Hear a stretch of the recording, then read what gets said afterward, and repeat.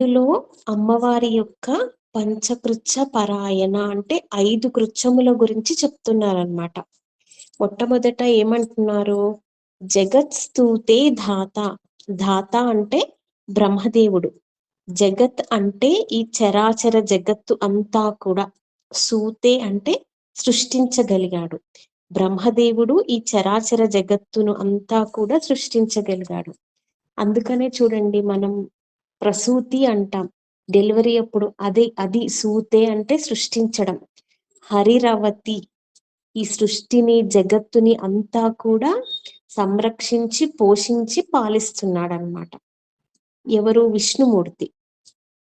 రుద్రః క్షపయతే. రుద్రః అంటే రుద్రుడు. క్షపయతే అంటే లీనం చేసుకోవడం అన్నమాట, లయం చేయడం. సృష్టి స్థితి లయ తిరోధాన అనుగ్రహం. ఇవండి వీటి గురించి చెప్తున్నారు.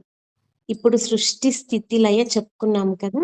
ఇప్పుడు మనం తిరోధానం వస్తున్నాం. తిరోధానం గురించి చెప్పుకుందాము. తిరస్కుర్వన్నేతత్ స్వమపి వపురీశ స్థిరయతి. తిరోధానము ఇది చేసింది ఎవరంటే మహేశ్వరుడు. తిరోధానము అంటే ఏమిటంటే అండి, కర్మ బీజములన్నీ ఉన్నాయి. ప్రతి జీవికి సామూహికంగా అంటే సమిష్టిగా అందరి జీవుల యొక్క కర్మ బీజములన్నీ కూడా ఆయన లోపలికి తీసుకుంటాడనమాట. అది తిరోధానం అంటారు. ఇది 4వ కృత్యము. 5వది సదాపూర్వ సర్వం తదిదమను గృహ్ణాతి చ శివ.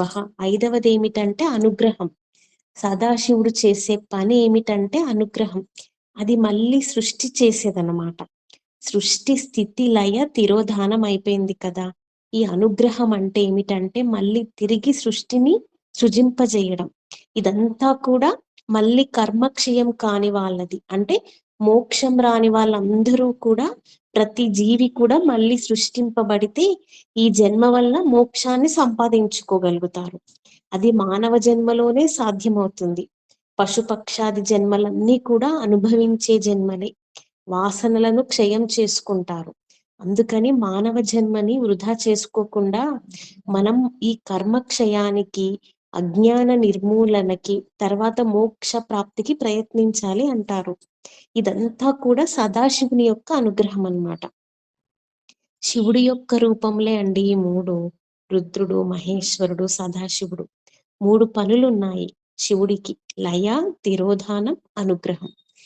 మరి ఇవన్నీ కూడా ఎలా జరుగుతున్నాయి? వాళ్ళ యొక్క శక్తులతో జరగటం లేదు. ఇదంతా చేయిస్తున్నదంతా కూడా అమ్మవారట.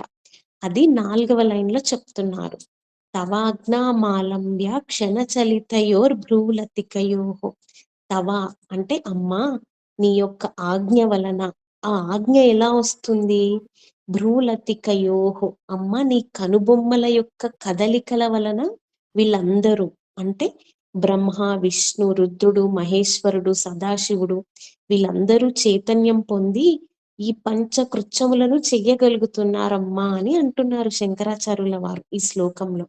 అందుకని పంచకృత్య పరాయణ, ఈ 5 కృత్యములను అమ్మ యొక్క కనుబొమ్మల కదలికలతోనే బ్రహ్మ, విష్ణు, రుద్ర, మహేశ్వరుడు, సదాశివుడు చెయ్యగలుగుతున్నారమ్మా అంటున్నారు.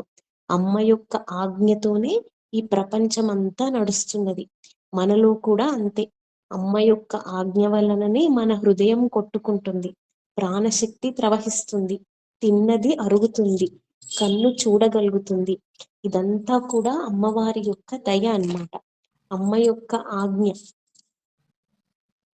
ఇదే అండి భావము.